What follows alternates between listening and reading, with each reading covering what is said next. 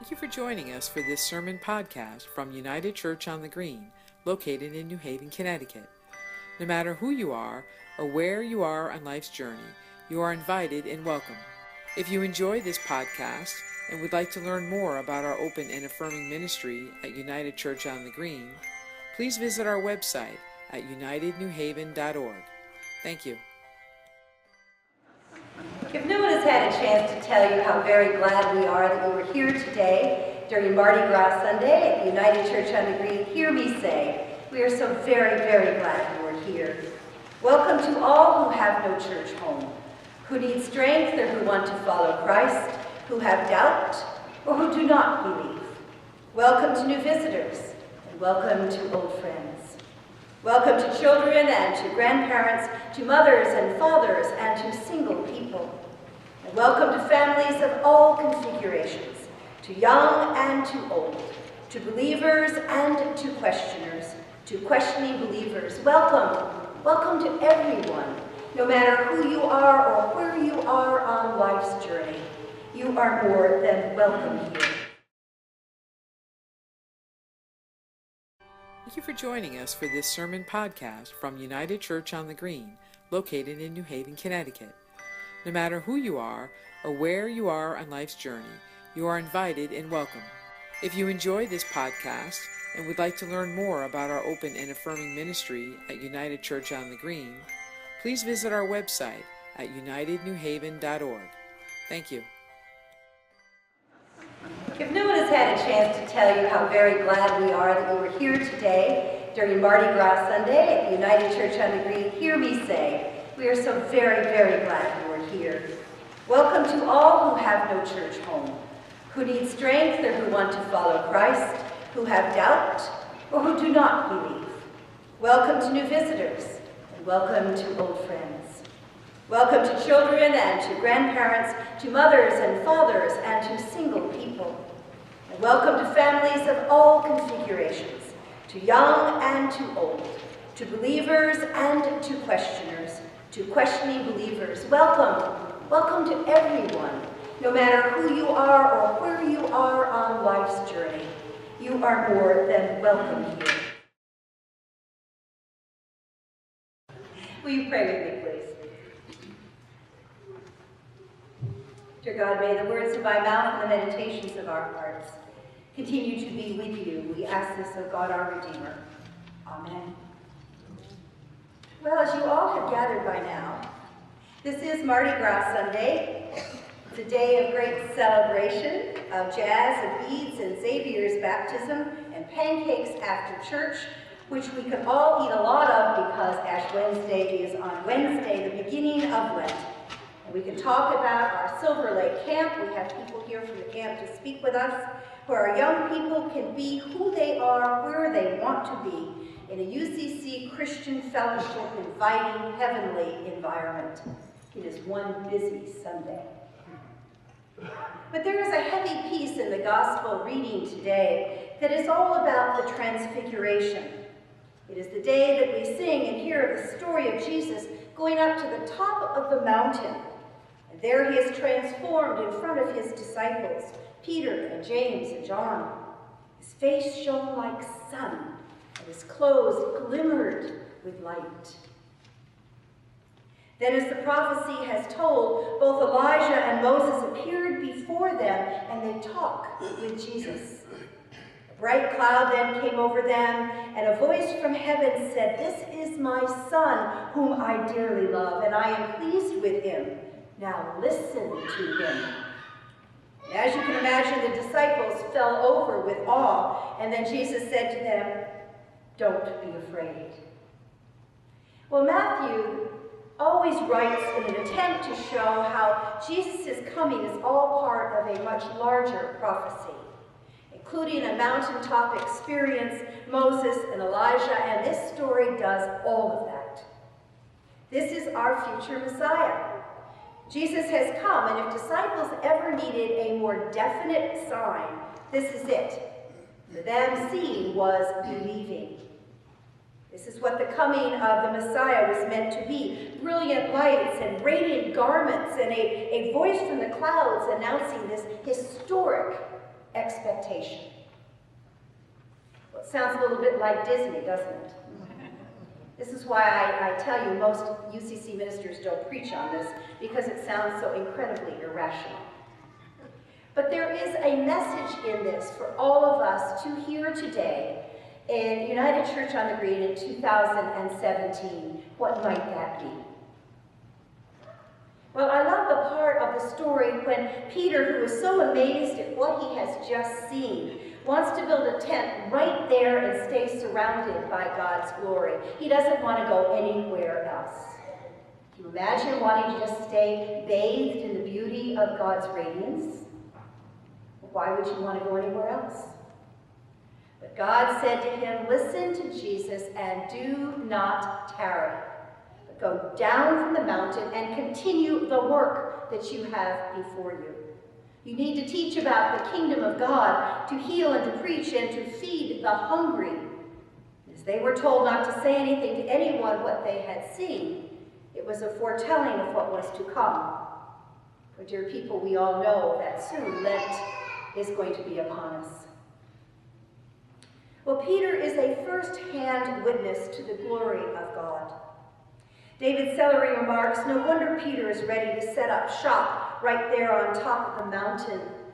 Let's get some tents up here and start the kingdom right now. But poor practical Peter, what else was he to do? In the face of the divine, his reaction is incredibly human. Jesus has come to redeem the world and build an eternal and a heavenly kingdom. Peter can only think about the trappings of the earthly kingdom, much like many of us.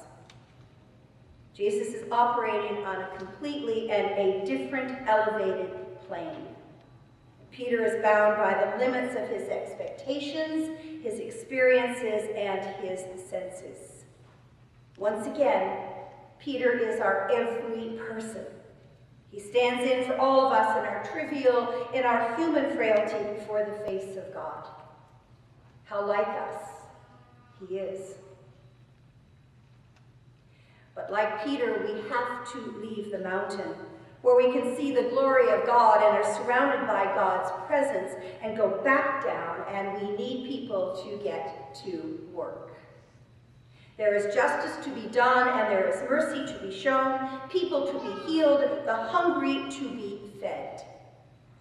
If seeing is believing, this transformation of Jesus was proof to Peter and to the other disciples that Jesus was indeed God's Son and he was the promised Messiah. And once again, we hear the words, get to work. And don't be afraid. And people, we know in today's climate there is much work for us all to do. So what about us? So what about us? Have we ever experienced a transformation? People can change, sometimes right before our eyes. I saw a video a few weeks ago of a 16-year-old in Bible Story Theater in my old church in Chicago. This child was, at that time, a very gangly, somewhat awkward boy, and suddenly, in the years I have been gone, was the main character of this play. He was sure of himself, he was confident, he could sing the way I never thought he could sing. He was poised. Indeed, he was acting his heart out. This boy was transformed. Many people come to me asking if they can change. Can they change their anger into acceptance? Can they soften their heart and learn to forgive? Can they become no longer captive to addiction or be released from guilt or shame? Yeah, I know people, it's scary. All change and transformations are. But again, God says to us, do not be afraid. The opportunity to change is offered to all of us. As we think about becoming a new congregation with Redeemer, think of the transformation that will take place not only of space and place, but of our hearts, of our worship, our ability to be larger and greater and become more socially active as a larger group. Change can be hard, but it is so called for. We need to come down from that mountaintop be ready to be transformed. The opportunity to change is being offered to all of us. A new life of promise and a new life of hope. For God's love is so powerful and transformative, and as a gift that is given, that is freely given to each and to every one of us, change happens. Are we going to be ready for it? Elizabeth Palmer quotes Marilyn Robinson's preacher character, John Amos, who says this in a sermon. It has seemed to me sometimes as though the Lord breathes on this poor guy, ember of creation, and turns to radiance. For a moment or a year or the span of a life, wherever you turn your eyes, the world can shine like transfiguration. This doesn't mean that we should expect all evil to be redeemed in a singular, spectacular moment of divine intervention. It doesn't mean we should wear rose-colored glasses to avoid the work of living ethically in a broken world. It doesn't mean that we will get to glow like Jesus or float on a cloud of glory. But it does mean that there is powerful potential in the most ordinary places for transformation. It means that grace comes to us in mundane form, in bread, a word, water, a stranger, the breeze, in Savior. The promise of transfiguration is that the glory of God transforms our world and us from the inside out. Personal transfiguration is the challenge this last Sunday after Epiphany, the first Sunday before Ash Wednesday, and the beginning of Lent. As David Sellery says, live it right here, right now, and in our dazzling, transfigured Savior. The words of God on the mountaintop to those disciples. Listen to him. Follow him to glory. God loves you no less than Moses and Elijah. Make loving, praising, and thanking him the purpose of your day, and you will be transfigured too.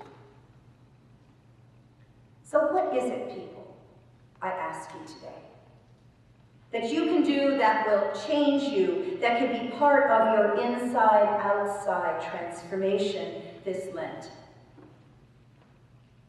As Larry Ferrantello shared with me, he grew up in a tradition that gave things up for Lent, like chocolate.